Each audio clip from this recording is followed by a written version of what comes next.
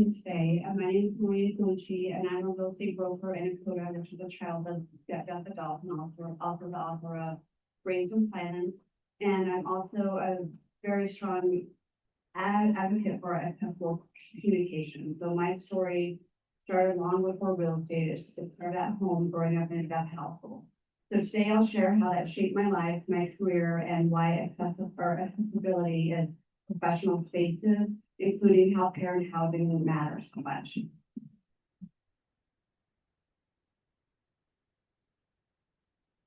I'll start with a quick snapshot of who I am. I'm a Colorado native. I was born in Hampshire, but I was basically raised here.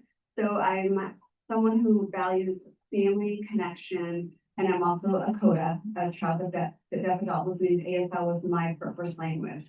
So professionally, I've spent 30 years in real estate, founded multiple companies, and wrote a book called Raised in Silence.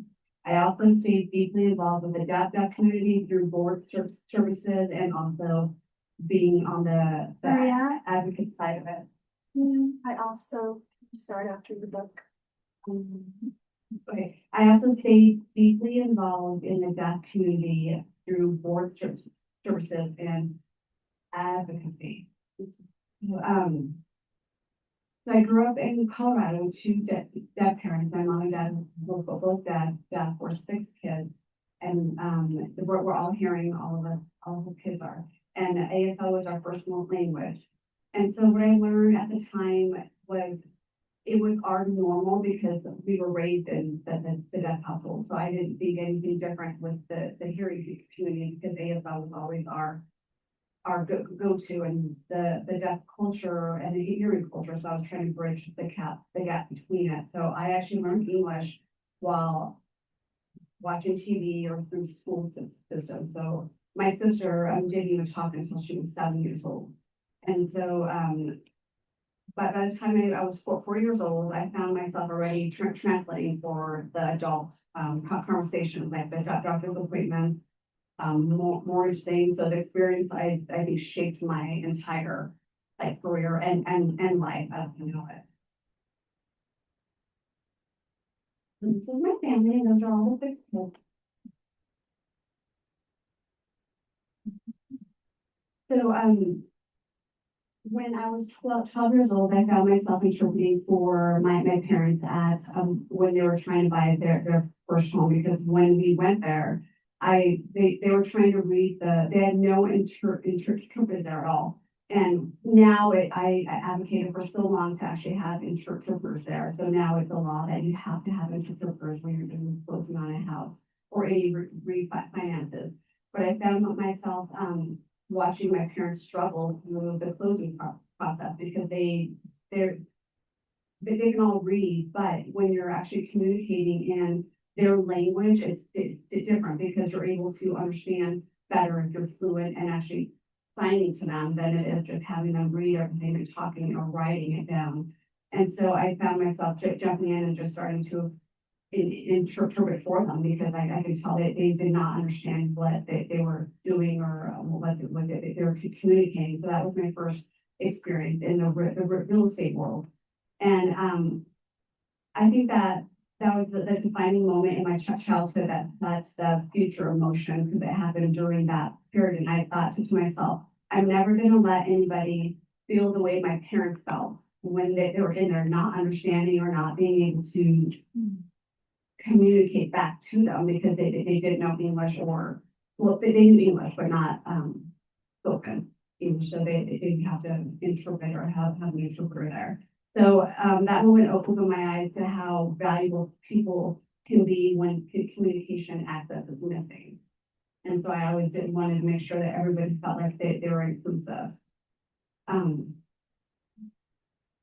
Especially when you're discussing complex legal and financial situations. I realized that my parents weren't given full access to the information, and I saw how easily deaf and hard of hearing clients could be misled. Not by malice necessarily, but because the systems weren't built for them. And so I recognized the power of imbalance in these transactions. And even as a child, I knew I wanted to grow up to be somebody who protected people in that that scenario. So years later, I put those experiences into a book, which was Raised in Silence.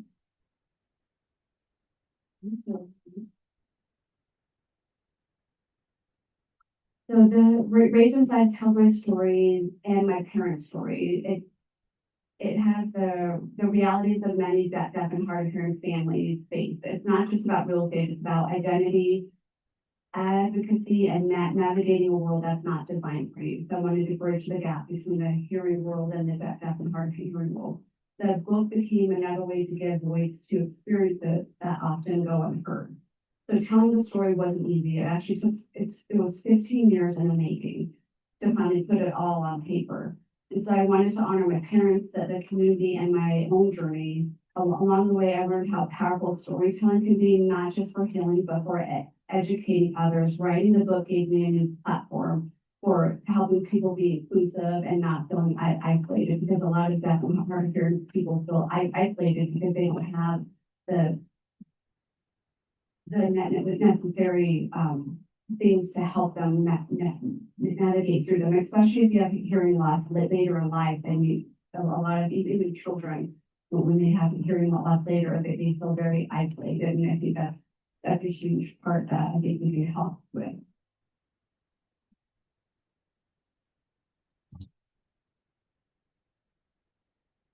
And turning a personal story into a published book came with its own challenges. I worked to make the book accessible, including the ASL guidance, the cultural insights. So I have a lot of tips and a lot of people's opinions and stories that they've shared throughout the book. I learned that publishing marketing world from scratch. It was the cover, actually, I think, was the hardest part. And when the book launched, I saw how widely the message resonated, not only with the deaf and hard of hearing community. I saw it with professionals, educators who wanted to understand accessibility better and to help people who could not hear or are hard of hearing within their business space. And so my upbringing brought empathy, and my career sharpened my skills as an advocate, and my family keeps me grounded. So today my mission remains simple: make real estate accessible, transparent, and empowering for everybody, regardless of communication ability. And so over the years, the mission has translated into results. I've been fortunate to earn recognition locally and nationally in real estate, but the awards mean less to me than the impact. Helping clients who once feel overlooked or isolated, navigating one of the biggest decisions in our lives with confidence and clarity. And so I think that doing the book, what my purpose of the book was to make everybody feel like they can be included and have empathy towards other communities, not just the deaf and hard of hearing community, but the blind community and all the different communities around that we have. So I would like to open the floor.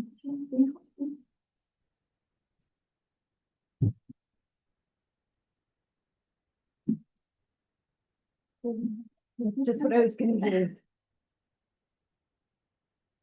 Working question, comments, thoughts? Where can we buy the book? I'm on all platforms, Amazon, Barnes and Noble, and so here's a QR code for the book and that on there as well. And then scan the QR code, I'll take it to the site that will actually have all the platforms for the book. And I'm actually Amazon's #1 bestseller, and I got chocolate new released within 24 hours of the book. And are you selling them here? Yeah, I do have them here, Oh, well, and I can tell you all. Okay, and just so people know, how much are you selling? Can you take cash, credit card, how can they pay? The paperback, I'm actually not sure if I have hardback in there, but the paperback's $10, and I do cash, Venmo, or Zelle. And then the audio version. So the audio version's coming out next week, I think, and then I also have a version of ASL that's being signed right now. And I'll be the first book that has ever been translated in ASL. Okay. Very cool. Maria, when was the audiobook coming out? It should be next week. I have a question for you. I was wondering if your five siblings are also involved in advocacy or how being a CODA affected them. They are not as much as me. So I'm on the board of DEAF, which is the Deaf Overcoming Violence, and also Rocky Mountain Deaf School and Colorado's Association of the Deaf. So for me, I was always my parents' interpreter when we were growing up, and I'm actually the middle child, so I'm the third to the oldest, which is unusual because it's usually the oldest person who does that. But it ended up being me, so I was always interpreting for my parents since I was younger. And so I was always very, very involved in the deaf and hard of hearing community since I was little.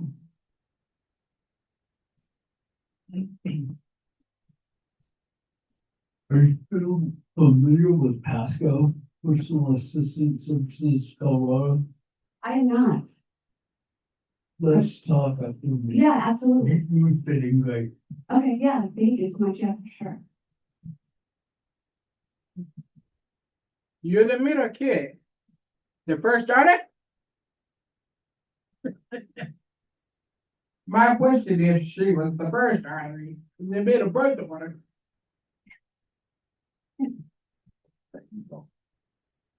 What was the answer? Yes. I'm the second girl. Oh, sorry, I was signing. Oh, sorry.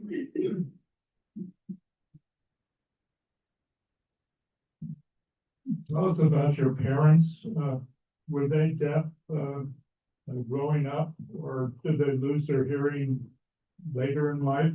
So my dad was born deaf, and then my mom actually became deaf at 9 months. She had the measles and the chickenpox at the same time, and it blew out her eardrum. So my dad actually never spoke. So he didn't really talk, but my mom actually did. I don't know if it had to do with her being born hearing, even though she was nine months, but all of us are hearing, and my dad was born deaf, so it's usually genetic, and we actually have the genetic gene, but for some reason we were all hearing.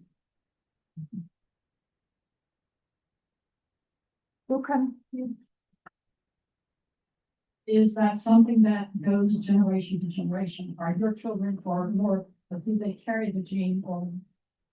So it does, because my granddaughters actually have the gene. So we have a heart condition called long QT, which is actually the same gene for hearing loss.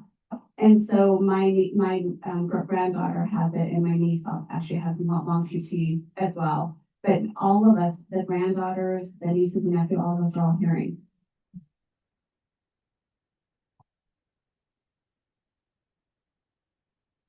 If you have brother, sister, or who speaks therapy to allow the kind of stay out without talking. We did. Actually, we went through speech therapy all through it, middle school. I actually stutter, and I've always stuttered since I was a child. And so I went to more speech therapy than they did because I stuttered. But yeah, we all went to speech therapy because we learned to talk through the TV and not the natural form of learning to speak. And so we were all in speech therapy all together. So it's kind of fun.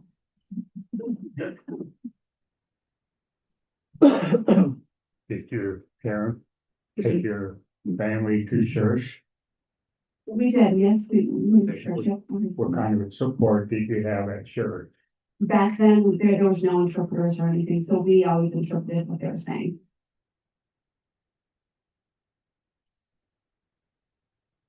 What was the most challenging thing that people outside your family didn't see? What do you think? Your personal reflection or opinion? I think the most challenging thing is having people being different and having people make fun of us for being different. And because we were always teased growing up, and so I think the deaf and hard of hearing community, people misunderstand them a lot, and a lot of people make fun of them or aren't very nice to the community. So I think growing up with those challenges made a big difference, and I think that's why I have so much empathy and so much resilience because we had addicted with all that stuff, by protecting our parents from that. Thank you.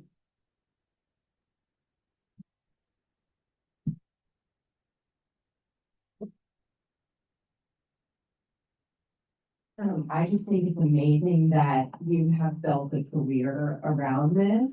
And I wonder if you can kind of give us a little bit of more detail about what it was like, and do you also help hearing people with real estate? Do you only help people who have hearing loss, and like, who's your ideal client? And I'm just curious a little bit more about your professional side. So I help hearing people, that have a hard of hearing, every walk of life in that community. I'm actually top 5 in Denver for the top 5 with real estate agents. So I've 34 years now into real estate, and I'm a teen mom, so I had to get a job right away. And so I, just fell into the real estate career because of that. And I helped a deaf and hard of hearing client, and I realized they said that the house before that they had bought, they were so confused and they weren't happy, and they're like, and then I thought to myself, well, I'm fluent in sign language, but I could help them. So my dad was talking to me. He's like, well, you need to make it your mission to help like people who feel different. I help my son's gay, so I do the LGBTQ plus community. So I do everyone, like I do all of them, and everyone who feels like an outsider, I try to make them feel like they're included. And so when they finished their transaction with me, they said that it was 100% different because they were able to understand the process of how it goes. Because buying a house is your biggest decision you'll ever make. And so to be able not to understand and to be double stressed because of that, it made me feel like I'm going to help these people no matter what it takes. Well, I'm sure you've heard of this, Yes, I have. did you think we have to use it or do Yeah, the CODA is so relatable because that's what like it's so on like key because that's how we are. Like we were a loud family, like we're all very, very close. And I think we're all very, very close because we were like the outsiders. And so all we had were each other.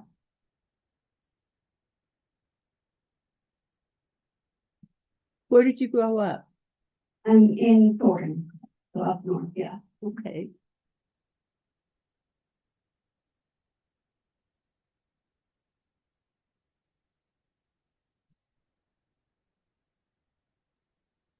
Hi, this isn't really a question for you, but I wanted to say I didn't hear your introduction, and I don't know if you told people about the hearing loop. I couldn't hear very well, so I turned on my tape coil, and I'm hearing much, much better. But every time this microphone, I hear a lot of static. Is anyone else listening to the hearing loop? I am. Are you getting static? Take the microphone and do this. Yes. Okay, I'm just testing. They redid this whole sound system, and the sound used to come out of these speakers, but now they come out of 2 speakers in the ceiling, and I find it kind of hard to hear still, but at least they're working. And I just want people to know if you are also having trouble hearing, if you have a T-phone, you can put it on, turn it on, or we have hearing loop receivers here that you can borrow. So I just wanted to see how we sounded to other people. Well, and for others, we record all of these sessions and then they are posted on our webpage. And you can listen to it with the captions on if that is helpful, if there were things that you missed. But I'm so struck by your passion and purpose and your courage and just being such a pioneer, not only in what you do in terms of real estate with all communities who are marginalized, but to bring your story is just so inspiring. Thank you so much. So struck. I'm wondering if you're a member of the real estate association and you try to get them trained to have more empathy for their hearing impaired clients. I am a member of, DMAR, which is the Denver Metro, and I am trying to advocate for that. So how much training do you give them? I complain to them every week. And I'll keep complaining. Yay. I do not stop. Other thoughts, please? Yes, Diane, thanks. Have you ever thought about running for government seat? Because you know Howard Rosenblum from Illinois trying to run the House. You know, Illinois, yeah, and got he was a lawyer for MAC, so the CEO of MAC, and now he's trying to run with the House seat from Illinois. So I'm wondering, I'm not impressed with your background, one of the other thought about joining the government office. That's actually a very good idea. I should make that my goal. I would love to. As I just had purchased a house last summer, and I do have a implant, but I just need to say thank you because I know, like, I think you're pretty good, but it's a stressful situation. It's very confusing. I didn't read all the documents, so I was asking questions. Do you work with a lender that is also in sign language? I know that was a big thing for me, was the financial aspect of understanding that more almost than a mortgage. Yeah, exactly. That was like the financial part of it. I'm actually a mortgage broker. I've always had my license. So I use Vicki Forns, and she's been with me for 20 years. So she knows the deaf culture. And then because I'm also a mortgage broker, I know all of the lingo. So I always help her and like explain it or everything to them. But I have not yet to find one that knows ASL. But so they always just go through, like I always help them just step in and help with that part. Awesome. Thank you.